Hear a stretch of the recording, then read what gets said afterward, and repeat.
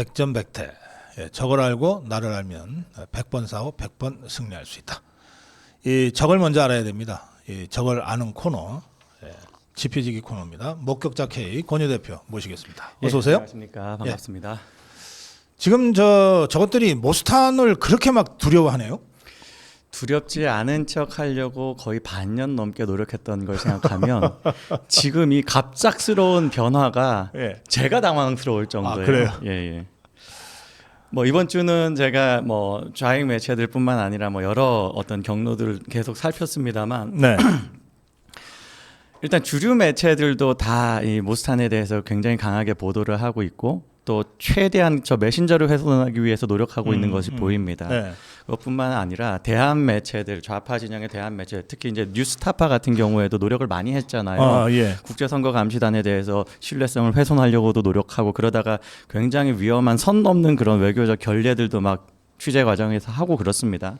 그런데 이쪽에서 이제 슬슬 이 모스탄이라는 사람의 진짜 모습을 이야기할 수밖에 없어요. 뭐 그런 이야기 한번 해보도록 하겠습니다. 그러죠.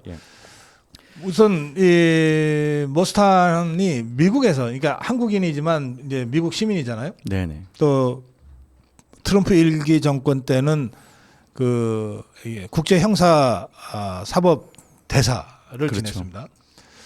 보통 이런 경우에는 그 사실은 청문회를 거쳐서 고위직으로 임명이 되거든요. 그렇죠. 미국 정가 또 트럼프 정권에서 모스탄은 어떤 그 위치에 있는 사람입니까? 모스탄이라는 사람 자체가 가지고 있는 백그라운드가 법에 대해서 해박하지 않습니까? 지금 현재도 리버티대에서 학장을 맡고 있습니다. 로스쿨에서. 굉장히 그 분야에서의 전문성을 인정했기 때문에, 그리고 트럼프 1기 때부터 트럼프의 정책적 방향성과 철학에 같이 조율했던 사람이기 때문에 그걸 신뢰해서 국제형사사법대사직을 준 것이고, 그때 했던 역할이 주로 북핵 문제, 그리고 북한의 인권 탄압 문제, 이런 것들에 대해서 미 국무부 차원에서의 어떤 그 문제 제기와 어떤 뭐 법적 절차 이런 것들을 검토하는 역할을 하는 그런 대사였거든요. 단순히 외교적 자리가 아니었습니다. 그렇기 때문에 이 지금 모스탄이 가지고 있는 대한민국 상황에 대한, 특히 한국에서 태어나서 미국으로 넘어간 사람이라는 그 어떤 생물학적인 특징까지 같이 가미해서 그런 부분에 대해서 한국의 어떤 여러 가지 사법 상황들, 뭐 선거 상황들, 이런 것에 대해서 모스탄이 하는 이야기를 트럼프 대통령이 깊게 주의해서 들을 수밖에 없습니다. 지금 뭐 이 족벌 언론들도 그거는 보도를 하던데, 그 주한미 대사의 후보 중에 한 사람이다. 거기가 이제 좌익 진영이 완전히 들고 일어난 그 지점이에요. 그러니까 이제까지 그렇잖아요. 대한민국 사람들은 대한민국 언론밖에 못 보죠. 대한민국 언론은 특히 지금 굉장히 많이 어떤 그 뭐랄까요, 좌익 진영의 어떤 여러 실세들에게 영향받고 있는 의심을 하지 않습니까? 그런 관점에서 끊임없이 이 대한민국 대중들이 모스탄이라는 사람은 듣보잡이다라는 가스라이팅을 당했어요. 심지어 정체불명이다. 그러니까요. 모스탄 대사가 제가 그날 너무 보도가 웃겼는데, 모스탄 대사가 입국하는 날부터 좌익 진영에 참 이상 행동들을 하더라고요. 그러니까 정말 보도하기 싫은데 보도할 수밖에 없게 됐어요. 왜냐하면 환영 인파가 너무 많이 나갔거든요. 거기에서 여러 가지 소동도 생기고, 그때 좌익 매체들 보도는요 이런 식이었습니다. 한 외국인이 입국하는데 뭐 이런 식이었어요. 혹은 부정선거론자가 입국하는데 뭐 이런 식이었습니다. 그런데 갑자기 태도가 달라지기 시작합니다. 그러니까 그런 식으로 무시해가지고 메신저 훼손이 안 된다라는 게 정말 트럼프 대통령 의중에 있는 대사 후보다라는 게 걱정이 되기 시작하니까 언급할 수밖에 없어요. 상황이 이렇게 되면은 모스탄 대사의 그 주한미 대사 임명 가능성이 더 높아지는 거 아닌가요? 그렇게 보는 게 사실 타당할 겁니다. 왜냐하면 트럼프 대통령이 후보군을 추릴 때 여기에 이런 사람들이 들어간 것 자체가 메시지거든요. 그런데 그 메시지에 반응하는 대한민국의, 특히 대한민국 언론을 떠나서 지금 정치계가 보이고 있는 반응, 그걸 안 살펴보겠습니까? 그런데 그것이 합당하다면 외교적으로 트럼프가 피해갈, 그러지 않을 것 같거든요. 합당하지도 않거니와 심지어 트럼프 대통령에게는 이런 모습들에 대해서 오히려 메시지를 더 강하게 낼 가능성도 있습니다. 그러니까 지금 이제 후보군을 보면 거기에 이제 미셸 박 스틸이라는 네. 하원 의원, 네. 전 하원 의원이 포함이 되어 있고 이분도 한국계고요. 그리고 모스탄이 있고 그 외에는 네, 뭐 고든창? 고든창이 언급되는 케이스도 있고 혹은 힐 장군이 언급되는 경우도 있습니다. 이 사람은 주한미군에서 근무했던 적이 있는 군인 출신입니다. 그러니까 주한미군 근무만 가지고 한국과 외교적 어떤 관계로 엮기에는 사실 좀 설득력이 떨어지잖아요. 네. 저는 어떤 뭐 경력이라든가 전문성이라든가 이런 거는 지금 나머지 두 사람이 훨씬 더 있고 거기에다가 한국계라는 특징까지 있기 때문에 명확하게 그쪽에 의중이 있는데 미셸 스틸 같은 경우는요. 사실 1월 달부터 하마평에 올랐었어요. 아하. 그러면 사실 미셸 스틸을 임명하려고 했으면 대통령이 취임하자마자 임명할 수 있었습니다. 충분히 시간이 있었네. 그럼요. 그런데 그렇게 하지 않고 봤다는 건 더 나은 후보를 찾는 것이 아니었겠는가? 그래서 모스탄이 더 가능성 높아 보이는 거예요.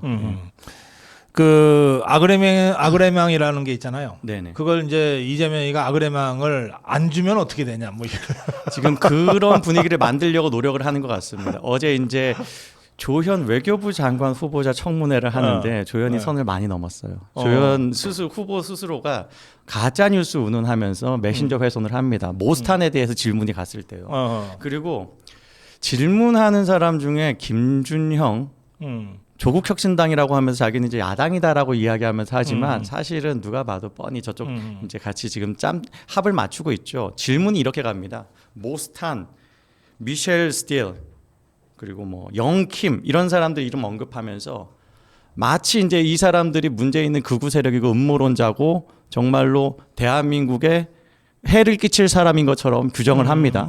그러면서 이런 사람들 중에서 만일 대사가 임명이 되면 이런 얘기를 해요. 아그레망을 주냐 안 주냐를 가지고 외교적 결투 상황이 될 수 있다. 이 자체가 지금 벌써 외교적 전쟁 선포입니다. 지금 언급된 사람들 다 트럼프가 굉장히 존중하는 그리고 그 어떤 전문성과 어떤 뭐 발언의 뭐 엄밀성에 대해서도 지금 법을 전공한 사람이 지금 사법 절차에 대해서 이야기하는 것에 대해서 무시하겠습니까? 그런데 그런 거 상관없이 그냥 이 대한민국의 김준영이라는 자가 그렇게 이야기하는 거예요. 김준영이 조국혁신당이라 할지라도 야당이라고 볼 수 없는 게 그냥 좌익 진영의 외교적 그렇죠. 교회를 함께 하거든요. 국립외교원장을 문재인 정부 시절에 했던 사람입니다. 그 미국은 이제 전통적으로 그 이런 이 특징이 있어요. 그러니까 미국이 세계 여러 나라에 대사도 보내고 또 이 주한미군처럼 미군을 파견하잖아요. 그럼 이제 미군 사령관이 있고 대사가 있는 거 아니에요. 네. 그리고 이들을 총괄하는 게 미국의 국방부와 국무부고 또 그 위에 이제 국가안보실이 백악관에 있다고 치면 이제 한국에서 어떤 상황이 발생했을 때 이 상황을 결국은 이제 백악관에 트럼프가 이제 결정을 하는데 정책 결정을 하는데 가장 영향력을 많이 미치는 사람이 누굴까? 그렇죠. 예. 대사죠. 예. 그럼 대사예요. 당연한 겁니다. 그러니까 사실 예. 대사가 이게 미국의 예. 전통적인 정책 결정의 특징이에요. 그러니까 이게 그냥 아주 본질적으로만 봐도 만일 유사 상황이 터지면 대사가 해야 되는 역할 굉장히 많습니다. 다른 나라하고는 달라요. 대사가 미국 민간인에 대한 대피도 지금 해야 되고 그걸 주한미군과 같이 합을 맞춰서 해야 그게 돼요. 한 20만 명 있거든요. 늘. 엄청나. 그 사람들 보호는 누구한테 맡길 거냐고. 대사한테 맡기는 거지. 전 세계에서 어떻게 보면 그런 특수성이 가장 강한 나라가 대한민국이기 때문에 네. 안보적 방향성 뭐 이런 것들 굉장히 중요하게 보는 거예요. 그때 네. 어떤 어떤 사람을 중요하게 볼 것인가 그리고 그 사람에 대해서 대한민국 정부가 가진 태도가 무엇인가는 정말 트럼프 대통령이 이거 핵심적으로 보는 사안입니다. 그래서 뭐 그런 일은 거의 없지만 그 주한미군 사령관이나 이런 대사가 이제 대통령하고 직접 의견이 충돌될 때 거의 없지만 있어요. 트루만하고 메가더 장군 같이. 그랬었죠. 이런 경우에는 대통령이 임명권자니까 일단은 이길 수 있어요.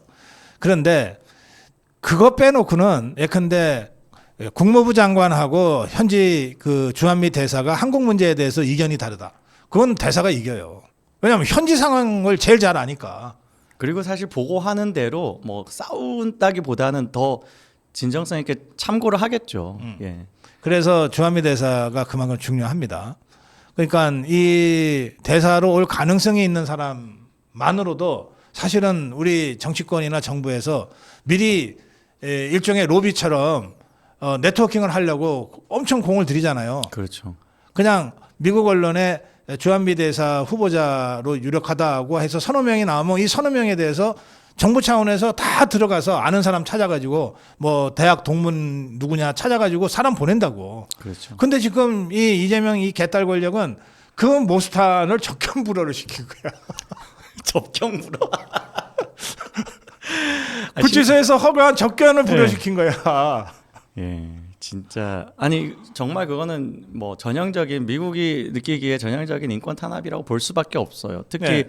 말하자면 북한의 인권 탄압에 대해서 연구했던 사람에 대해서 그렇게 한 것이 이 사람이 만일 미국으로 돌아가 가지고 트럼프 대통령과 면담할 기회가 있다면 이걸 어떻게 전달하겠습니까? 그러니까 저 한국 갔는데 적견 금지 당했어요. 이런 거 아니야? 북한 갔는 줄 알았어요. 뭐 이렇게 얘기하면 어떻게 되는 거예요? 끝나는 겁니다. 한미 관계는. 특히 지금 모스탄 대사에 대해서 대한민국 매체들이 뭐 지금 프레이밍하는 게 있죠. 뭐 부정선거 음모론자다. 뭐 이런 식의 얘기도 하지만 네. 그냥 거기까지는 언론이라고 보겠지만 지금 국회의원들이 이야기를 하고 있거든요. 김영진 의원이라든가 김상욱 의원이라든가 이런 사람들이 모스탄에 대해서 아주 경멸적 표현을 하면서 가짜 뉴스, 뭐 부정선거론자 뭐 이렇게 이야기하는데 이게 만일 트럼프 대통령한테 보고된다면 그거는 트럼프 대통령에 대한 비난으로 느껴질 겁니다. 왜냐하면 트럼프 대통령 한번 우리 그 이재명 취임하고 첫 주를 한번 다시 돌이켜 보면 미국에서 트럼프의 이재명에 대한 축전이 있느냐 이런 질문을 했을 때 처음에는 대변인이 막 찾다가 없네요. 다음에 할게요. 이렇게 했잖아요. 그 다음에 대변인이 직접 하는 게 아니라 그냥 어떤 공문으로서 딱 냈었던 게 이런 표현이 있습니다.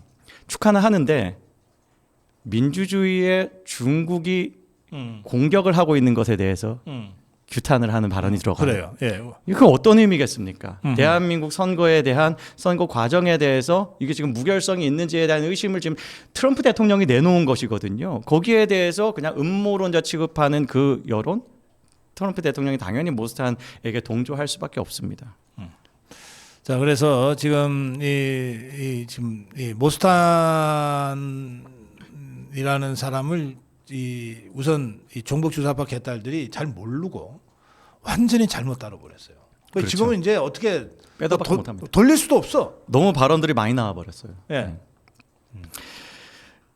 이 참 너무 어제 제가 웃겼던 장면은 그제인데요. 그 매블쇼라는 그 좌파 유튜브 채널이 있습니다. 원래 이제 팟캐스트로 시작했는데 예능적으로 시작을 했어요. 근데 이쪽이 이제 좌익 진영의 선동을 조금씩 반영할 때마다 뭐 반응이 크니까 지금 아예 정치 방송이 됐는데 거기에 그 뉴스타파의 봉지욱이라는 기자가 있습니다. 거기 그 사람 출연해가지고 이 사람들이 영 정신 못 차리고 이제 이 모스탄에 대해서 그냥 폄훼만 하니까 오히려 이 사람이 정신 차리게 해줘요. 지금 미 대사 후보에 들어가가지고 이 사람 뽑힐 수도 있는 상황이다라고 하니까 에이 설마요 그럴 리가. 거기에 대해서 이게 지금 현실입니다라고 가르쳐줘요. 자기가 그동안 뭐 말하자면 뉴스타파도 이 사람 메신저 훼손하기 위해서 노력하지 않았습니까? 무슨 뭐 국제선거 감시단 주소가 어디다 뭐 이런 것까지 까발려가면서 근데 그렇게 해가지고는 안 되겠다라고 느낀 거죠. 이건 실제로 미국에서 파워가 있는 일이다라는 걸 이제는 자기들도 알려야 돼. 자기들 취재할 때 그 정도는 알았을 겁니다. 근데 그걸 딱 얘기 안 하다가 이제는 이야기하고 좌익 진영에도 이걸 뭐 알려야 되는 시점까지 된 거예요. 그러면서 이 사람들이 그럼 계획하는 게 뭐냐? 말씀하신 것처럼 못 뒤집어요. 그럼 이 사람들의 선택은 뭘까? 반미로 가려고 하는 것 같습니다. 예, 그걸 위해서 일단 대중들을 선동해 놓고 트럼프를 진짜로 그렇게 규정하려고 하는 것 같아요. 부정선거 음모론자와 동치 딱 시킨 다음에 트럼프에 대해서 우리 대한민국 국민들은 비난해야 된다. 요 여론몰이를 지금 시도하고 있는 것입니다. 그 이제 정말 죽을 길로 찾아가네. 네. 야, 저것들 참 제주 용하다. 어떻게 그렇게 죽을 길로만 찾아가냐?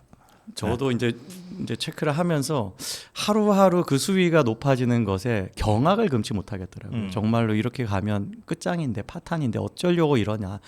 그냥 파탄을 만들고 난 다음에 그걸 자기들 정치적으로 이익으로 만들려는 노력을 하겠다. 그 계산을 한 것 같습니다. 그게 정말 대한민국 운명에는 끔찍한 일입니다. 예. 자, 이번 주가 뭐 청문회라고 하는 거를 이제 진행한 주인데 뭐 어떻게 보셨어요? 전체적으로? 이 참 청문회 질이 전반적으로 급전직하했습니다. 그러니까 이걸 왜 이렇게 됐을까 떠올려 보면은 뭐 벌써 김민석 총리 떠오르잖아요. 김민석 총리 사실 그 위에 이재명 그러니까 우리가 일반적으로 생각하는 결격 사유를 다 가진 자들이 그 위에부터 탑다운식으로 내려오고 있어요. 그래서 그걸 경험하고 나니까 그거랑 이렇게 비례해서 보면 이 사람들은 이재명보단 낫네 뭐 이렇게 얘기할 수 있을 정도가 되기 때문에 그래서 어떻게 보면은 정말 우리가 악의 뉴노멀을 보는 것 같다라는 생각이 듭니다. 전에는 그냥 뭐 도덕적인 문제만 가지고도 경악했었는데 도덕 문제뿐만이 아니라 형사적 문제까지도 우리가 지금 경악 안 해야 되는가? 막 이렇게 사람들 헷갈리게 만든 우리 우파 시민들은 다 경악하고 있죠. 그런데 중도에 있는 사람들, 무당파들, 심지어 뭐 민주당은 당연히 아예 그걸 가지고 찬양까지 하고 정말 가치의 전도를 느끼고 있다. 이게 대통령 잘못 뽑은 탓이다라는 생각이 듭니다. 저것들도 다 데리고 가기에는 좀 이제 힘들다. 다 데리고 가기에는 좀 불가능하다. 뭔가 한둘은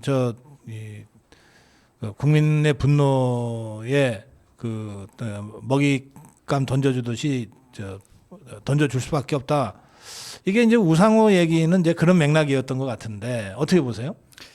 그러니까 지금 참 이제 대통령실의 입을 주목하게 되는데요. 네. 자, 이재명 대통령 정치 편하게 합니다. 그러니까 기류 변화가 있는 것처럼 언론에 흘렸잖아요. 대통령실 소스로 그렇게 매체들이 보도를 했고 심지어 좌익 네. 매체들도 그렇게 했는데 그러다가 또 기류 변화 없다라는 걸로 또 공식 입장을 냅니다. 그러니까 아예 완전히 반대 상반되는 입장 두 가지를 서로 내고 뭐 두 가지 세 가지 여러 가지 옵션을 다 낸 다음에 제일 편한 걸 취해 가려는 준비를 지금 슬슬 하는 것 같습니다. 그래요. 그런데 사실 그 자체가 변화죠. 그 전까지만 해도 뭐 김민석 같은 경우에는 그냥 누가 봐도 뭐 스스로는 뭐 청문회를 보겠다라고 했지만 그냥 밀어붙일 게 뻔해 보였어요. 근데 지금 이 상황은 뭐 심지어 대통령실뿐만이 아니라 뭐 좌익 진영 내부에서도 우려가 너무 크기 때문에 이재명이 우파 언론이나 우파 시민들을 의식하진 않죠. 좌익 언론을 의식할 겁니다. 그런 의식을 하기 때문에 완전히 모순된 입장 두 가지를 같이 내놓은 것 같고 결과적으로는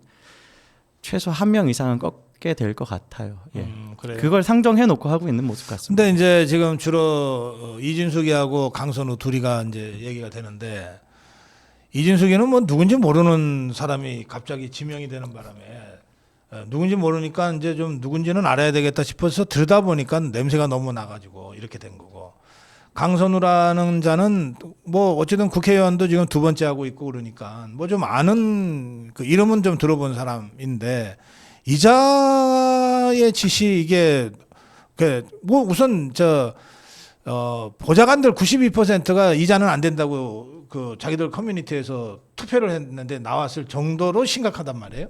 그렇죠. 그게 굉장히 재밌는 측면인데 이 둘을 비교해 보면 예. 이진숙 같은 경우는 진영 내부 인사가 아니잖아요. 그러니까 뭐 저쪽 진영에서도 처음부터 우려를 나타내기 편할 정도로 그러니까 대통령실은 아예 이진숙에 대해서 대통령의 추천이 아니다라는 이야기까지 뭐 그런 식이면은 모든 책임 다 피할 수 그건 있겠습니다. 대통령실이 한 게 아니라 정규재라는 자가 있어요. 그렇습니까? 그런 이재명이랑 밥 먹고 나서 야, 그게 무슨 단독이 있다나 되는 듯이 그렇게 살살 그 뉴스를 가지고서 지금 장사하고 있는데 네. 그 정규재 입에서 나온 얘기. 참 제가 이제 욕설을 필터링 할 때 약간 이제 약간 멍해집니다. 뭐 하여간 욕설 안 하고 무사히 방송 마무리해야 되니까. 고맙습니다. 욕설 안 해주셔서. 전에 제가 몇 번 이제 좀 속된 단어를 썼다가 민망한 상황들이 있어서 제가 고성국 TV에서 정신 바짝 차리고 욕설한 걸로 여러분들 치시면 됩니다. 정규제에 향한 것이었습니다. 뭐 아무튼 뭐 그런 식으로 어떻게 보면 책임 회피를 하려고 하는 것이고 결과적으로 이재명 입장에서 가장 끊어내기 쉬운 게 이진숙일 것 같아요. 그러니까 심지어 추천권자에게도 이거 봐라 충분히 자를만 하지 않았냐라는 어떤 상황이 지금 됐습니다. 그냥 그 자체가 참 이재명이 정치를 얼마나 야비하게 하는지를 보여주는 장면 같아요.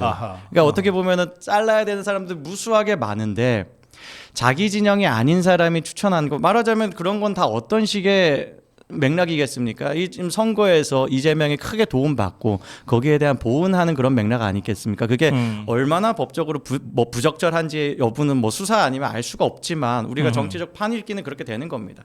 그런 식의 상황들을 그냥 이용해가지고 이 위기도 다른 사람들 안고 넘어갈 것 같은데 강선우는 이재명이 전혀 예상 못한 상황인 것 같아요. 그러니까 강선우 같이 의원을 올렸을 때 진영에서 이렇게 이탈할 거라고는 예상 못했을 것 같습니다. 아하, 예. 근데 강선우의 뭐 여러 가지 활동들이나 행적이나 이런 걸 보니까 좌익 진영에서 공격할 만해요. 일단 그 갑질을 내부를 향한 갑질이 어마어마했고 그리고 그 갑질에 어떤 뭐 선이 없더라고. 이 사람은 그냥 드라마에서 강선우 같은 캐릭터를 가지고 배역을 만들면요 시청자들이 욕합니다. 세상에 그렇게 순학질이 어딨냐고.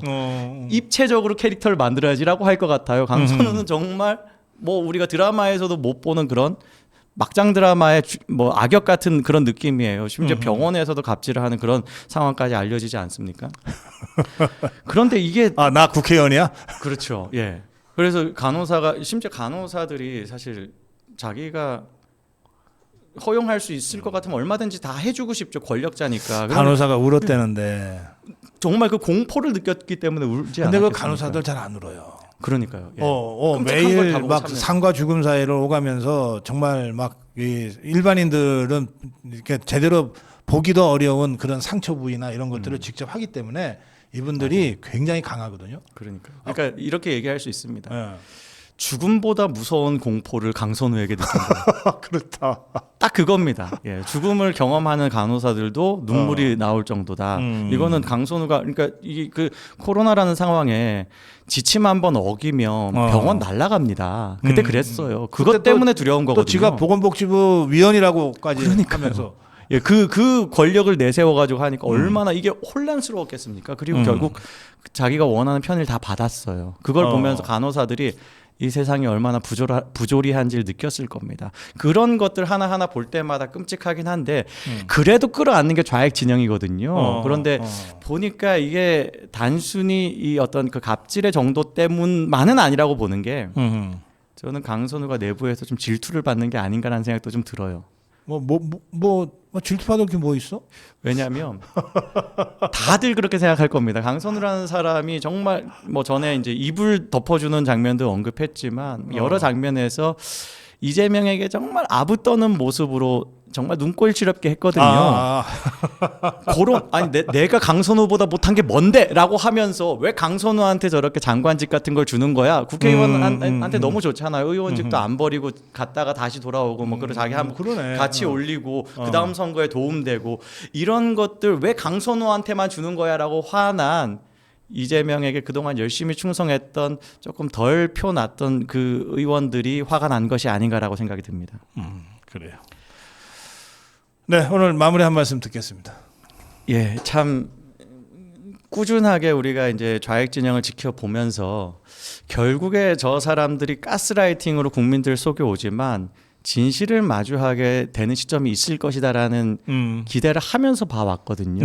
네. 이번에 모스탄으로 저들이 보였던 정말 그 경악을 뭐 숨기지 못하는 모습이 바로 그 실제 상황을 만났을 때 이 가짜가 어떤 모습을 보여주는지를 보는 우리 정말 좋은 사례인 것 같습니다. 그런 용기를 가지고 이재명 정권이 외교만 못하지 않아요. 모든 걸 다 못합니다. 심지어 부동산 정책 마치 잘한 것처럼 막 금융위를 칭찬하고 하는데 다 그게 시간이 조금 지연돼서 올 뿐 다 이재명 본 실력을 만날 수밖에 없는 시점 옵니다. 그때를 위해서 우리가 때를 기다리면서 오늘 하루에 해야 되는 준비, 오늘 하루 해야 되는 투쟁 집중하면 좋을 것 같습니다. 우리가 반드시 이길 수 있습니다.